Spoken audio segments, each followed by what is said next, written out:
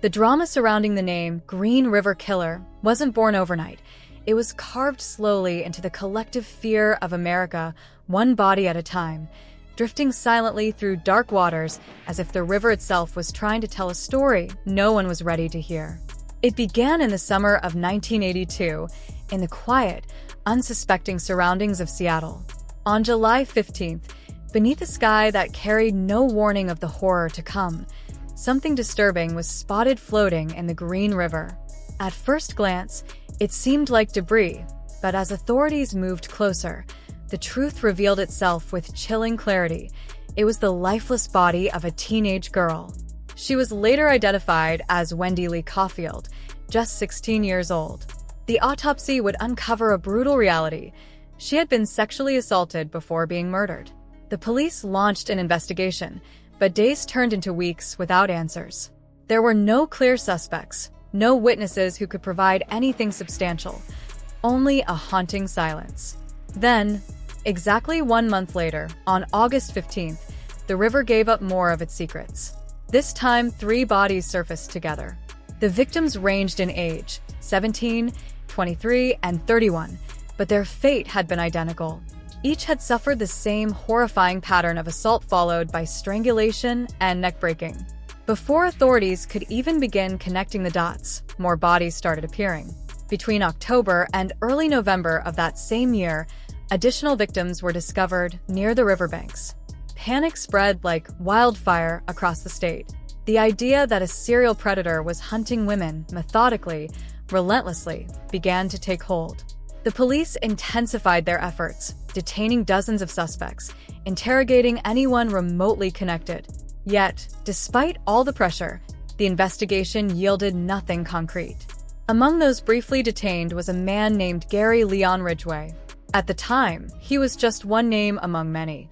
Suspicion arose because a witness claimed to have seen one of the victims entering a truck that matched the one parked outside Ridgway's home the following day. It was enough to raise eyebrows, but not enough to convict. Samples were taken, comparisons made, but the technology of the early 1980s wasn't advanced enough to deliver the truth. The evidence didn't match, and Ridgway walked free. What no one realized at that moment was chilling. The man they had just released would go on to become one of the most notorious killers in American history. Ridgway's life, at first glance, appeared unremarkable. Born on February 18, 1949, in Utah, he grew up in a troubled household. His father worked as a bus driver, and his home life was riddled with tension and instability. After graduating in 1969, he married his high school girlfriend and soon joined the U.S. Navy, eventually serving in the Vietnam War. But beneath this seemingly ordinary trajectory, something far darker was taking shape. His relationships were deeply dysfunctional.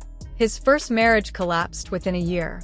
His second marriage, to Marshall Lorraine Brown, lasted longer but ended in 1981 due to his abusive behavior and compulsive visits to sex workers.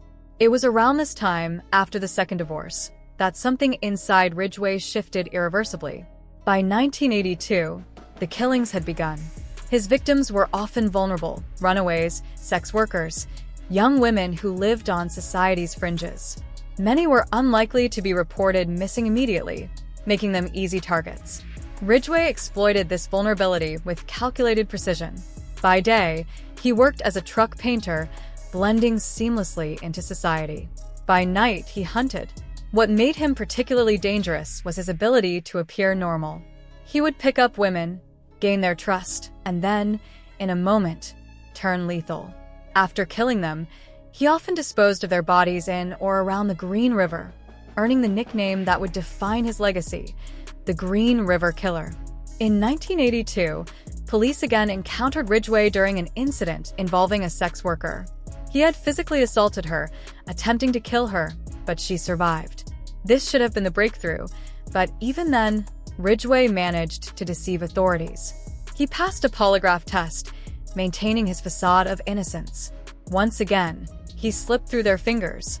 As the years passed, the body count rose. The media frenzy intensified. The fear became part of daily life. In response, authorities established the Green River Task Force, dedicating significant resources to capturing the elusive killer. Yet, despite their efforts, Ridgway continued his double life, evading capture with chilling ease. Thinking, questioning, or even disturbed, make sure to share your thoughts. And if you want more deep, gripping crime stories that... In 1987, investigators collected hair and saliva samples from Ridgway, but once again, the technology of the time failed to produce results. The case went cold, even as the killings continued into the early 1990s. By then, Ridgway had likely murdered dozens of women, possibly more than anyone could definitively prove. Then came the turning point. By 2001, forensic science had advanced dramatically. DNA profiling had become far more precise. Investigators revisited old evidence, including the samples collected years earlier. This time, the results were undeniable. Ridgway's DNA matched samples found on multiple victims.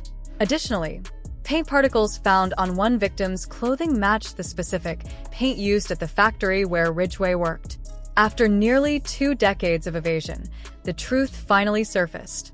On November 30th, 2001, Ridgway was arrested outside his workplace. This time, there was no escape. The evidence was overwhelming. Yet even then, he denied everything. For months, investigators pressed him, building their case piece by piece. Eventually, Ridgway made a calculated decision. He offered a confession, but with a condition. He would reveal everything, every victim, every detail, in exchange for avoiding the death penalty. Authorities agreed. What followed was a series of revelations so disturbing that even seasoned investigators were shaken. Ridgway confessed to killing dozens of women, initially estimating between 70 and 90 victims. Some reports suggested the number could be even higher, possibly exceeding 100. His methods were cold and methodical. He often strangled his victims after engaging in sexual acts. In some cases, he returned to the bodies days later to commit further acts of depravity. He described these actions without remorse, as if recounting mundane events.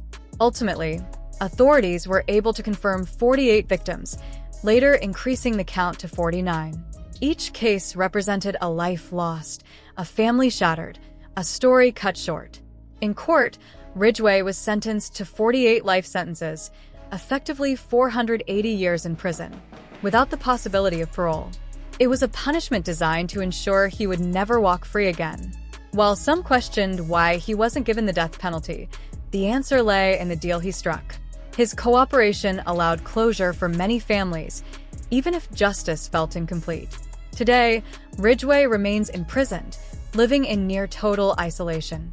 His existence is a stark contrast to the terror he once inflicted. He spends most of his time alone, confined to a cell, with minimal human interaction. It's a life stripped of freedom, yet still a life, something many believe he did not deserve.